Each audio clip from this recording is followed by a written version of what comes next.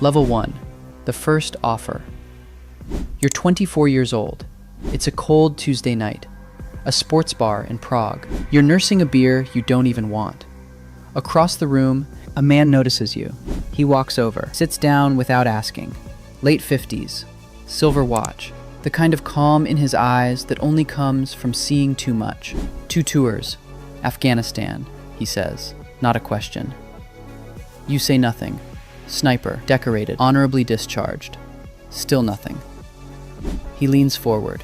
They trained you to end lives from a kilometer away, then handed you a certificate and wished you luck. You take a slow sip. How's that working out for you? 3 months behind on rent. Night shifts at a warehouse. $12 an hour. Waking up at 2 a.m., drenched in sweat, heart pounding. Nobody to call. He slides a photograph across the table. A man, late 30s, suit, soft face. He's causing problems for the wrong people. You look at the photo, then at him. Why me? Because you've already done this, he says quietly. 43 times. The only difference is, this time you'll be paid. He slides a number across a napkin. $50,000. You look at the photo one more time. 3 weeks later, the target collapses at dinner. The coroner writes, cardiac arrest. The case is closed by morning. You're $50,000 richer. You're also something else now. Something you can never unbecome. Level 2. The freelancer. You're 26.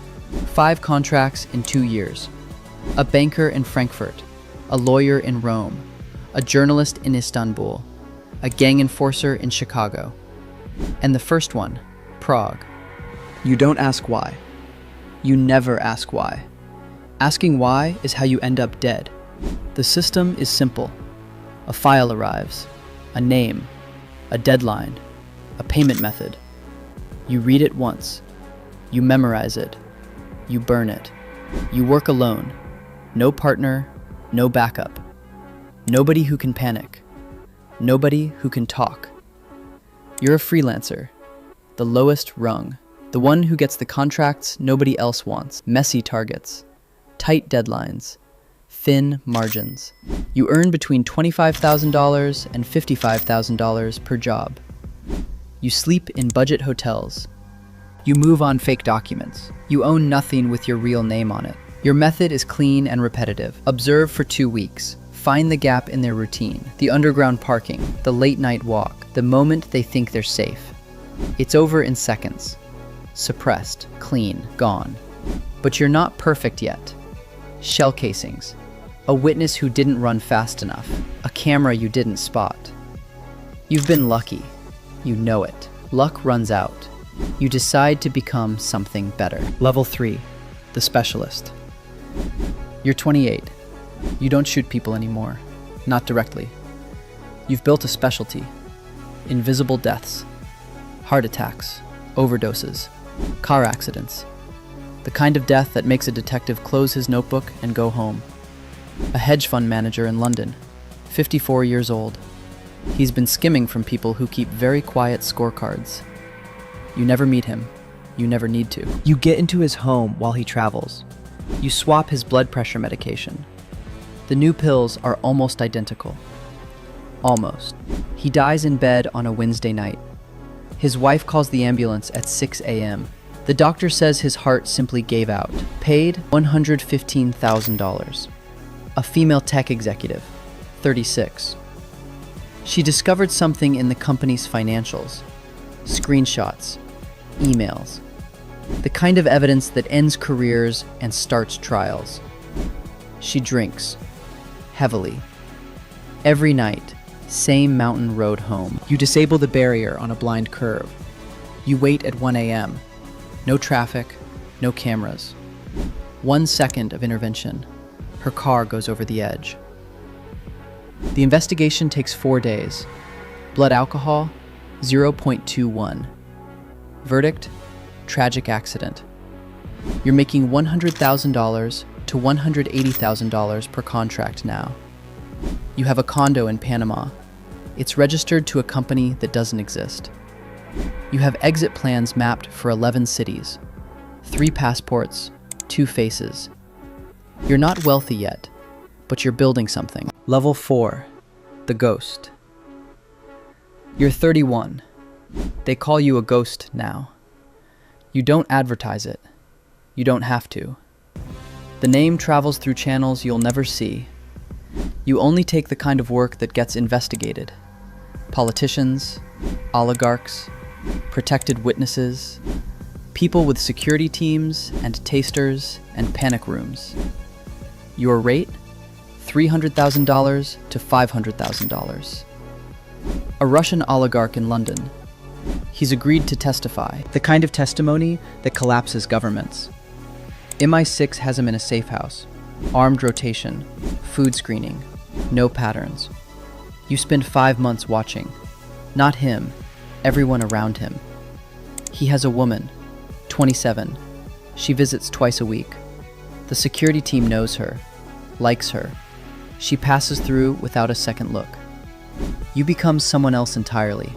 Wealthy, charming, patient. You find her at a gallery. You don't mention him. You don't need to. 3 months later, she loves you completely. You give her a gift. A perfume bottle, French label, beautiful packaging. Inside, a contact toxin. Colorless, odorless, synthesized to metabolize without a trace. She wears it on a Thursday. He kisses her cheek when she walks in. 18 hours later, he's an organ failure. The doctors have no explanation. MI6 suspects state involvement. They're right. They just don't know the state outsourced it to you. The woman dies 4 days later. The perfume bottle is already ash.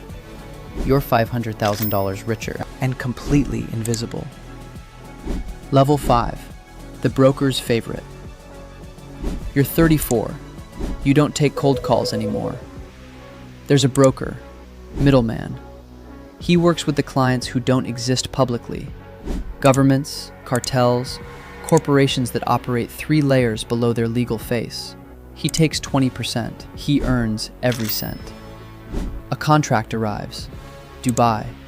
An arms dealer, 61 years old. He's been supplying the wrong factions. The kind of mistake that makes 7 different powerful groups reach for their phones simultaneously. Contract value? $1.3 million. His security team is 6 men, ex-special forces. They sweep every room. They change his routes. They don't trust anyone, including each other. You don't try to get close. You get into his calendar instead. Monaco, 4 days, private jet, same pilot he's used for 9 years. You find the pilot. You don't threaten him. You don't need to. $200,000 in cash. The pilot has a sick daughter and a second mortgage. The plane departs on schedule. 30 minutes over the Mediterranean, the cabin pressure drops. The investigation finds a maintenance fault. The airline settles out of court. The pilot's family collects the life insurance. After the broker's cut, you clear just over $1 million. You buy a villa in Costa Rica. You have $4 million in accounts across 6 countries. You could stop. You don't stop, because this is the only thing you've ever been exceptional at. And the phone never stops ringing. Level 6, the cleaner. You're 37. A new kind of call comes in. Not a target, a situation. 2 contractors tried to kill a cartel boss in Mexico City. They failed. Now they're in a warehouse on the south side of the city.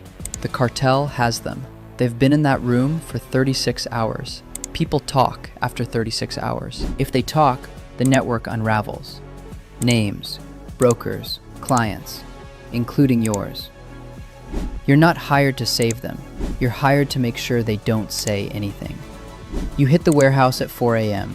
4 guards outside. You're inside in 90 seconds. You're out in 6 minutes. You burn the building on your way out. The cartel assumes a rival crew sent a message. They never connect it to the contractors. They never find anything to connect. You're paid $800,000, but the work is changing you. A witness, 19 years old, a university student. She saw a face in a hallway, a face that mattered to someone rich and dangerous. She has no idea what she saw. You make it look like a street robbery. You take her bag. You make it messy. That night you finish an entire bottle of scotch. You don't sleep. You don't think about her. You can't afford to think about her. You take another contract in the morning. Level 7, the International. You're 40. Every continent, every time zone. A dissident in Singapore, a reporter in Beirut, an oligarch's accountant in Sao Paulo, a warlord outside Mogadishu. You've worked in 24 countries. You speak 7 languages, 3 fluently, 4 well enough to survive. You carry 9 passports across 4 identities. Your rate is $2 million per contract. Your net worth is somewhere above $14 million. You own apartments in cities you've visited twice. But the paranoia has become its own kind of prison. Every 2 years, you change everything. New face, new weight, new hair, new name. The surgeon in Zurich doesn't ask questions. He doesn't need to. You had a sister once. You haven't spoken to her in 13 years. She was told you died in a construction accident overseas.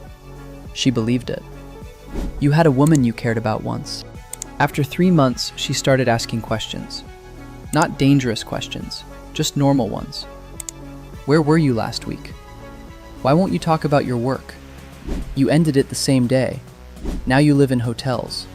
Never more than 8 days in one place. Gun under the pillow. Bag always packed. You wake at every sound. You're one of the best operators alive.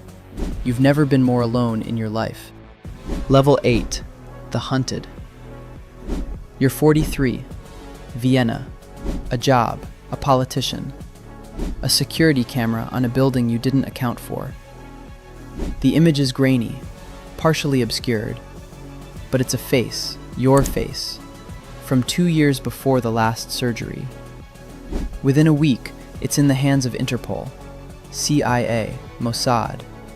3 agencies that don't share with each other, but they're all suddenly very interested in the same photograph. You burn everything. Properties liquidated, accounts emptied and rerouted, every identity except one destroyed. You disappear into Albania, a village of 280 people. No surveillance, cash economy. No reason for anyone to look. You grow a beard. You learn the language. You work on a farm. You become nobody. For 7 months, silence. Then the broker calls. 2 contractors found dead in separate cities. Same week. Someone is closing accounts, he says. Whose accounts, you ask. Ours. All of ours. You hang up. You're packed and moving in under 20 minutes. The threat has changed. It's no longer the law. It's the people who hired you. The ones who decided that loose ends are a liability. You spent 20 years as the hunter. Now you understand what the targets felt. Level 9. The ghost who stayed too long. You're 46. You should have been done. But a contract came in. $5 million. A banking executive in Zurich, connected to intelligence services across 4 countries.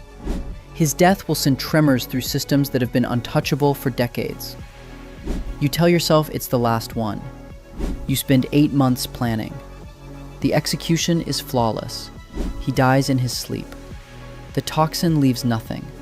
Every forensic examiner who looks at the case goes home empty-handed. But someone was watching the watcher. Not police, not a government. Another contractor, younger, hired specifically for you. You first see him in Lisbon, a cafe, morning light. He's across the street. He's good, almost invisible in the crowd. But you've been doing this for over 2 decades. He's 29, maybe 30. Composed, patient. He moves the way you moved when you were him. You don't run. You cross the street. You sit down at his table. He doesn't flinch. How much, you ask? $3 million, he says. You nod slowly. That's serious money. You don't have to do this, you say. He looks at you with eyes that have already made the decision. Yes, I do. You understand. You were him once. You stand up. You leave your coffee unfinished. You walk away without looking back. That night you cross into Spain, then Morocco, then east. You vanish again, but this time you're not sure for how long. Level 10. The man who doesn't exist. You're 52, Patagonia, southern Argentina. A place where the wind never stops and the nearest city is 4 hours away. You have a small house, a dog, a vegetable garden, some sheep on a hillside that doesn't belong to you. Your hair is gray. Your face is carved by weather and years. You look a decade older than you are. Nobody knows your name. Nobody knows what you are. You are officially dead in 6 countries. Over 28 years, you killed 47 people, maybe more. You stopped keeping count at some point because keeping count made it too real. You earned $30 million. It sits in accounts across 11 countries. It will sit there until those accounts are eventually closed by systems that outlive you. You'll never touch it. It's too dangerous to touch. You live on $400 a month. Vegetables, sheep, a bottle of wine every 2 days that slowly becomes every night. They come to you when you sleep, the targets, the witnesses, the people who were simply in the wrong place, who saw the wrong thing at the wrong moment. The girl, 19 years old, the university student. She visits the most. She just saw a face in a hallway. That's all she did. You pour another glass. You didn't go to prison. You didn't get caught. By any external measure, you won. But there is no version of you that is free. You will spend the rest of your life watching doorways, listening for footsteps on the path, waiting for the knock you know is coming eventually. Some nights, when the wind is loud and the dark is complete, you almost want it to come, just to end the waiting.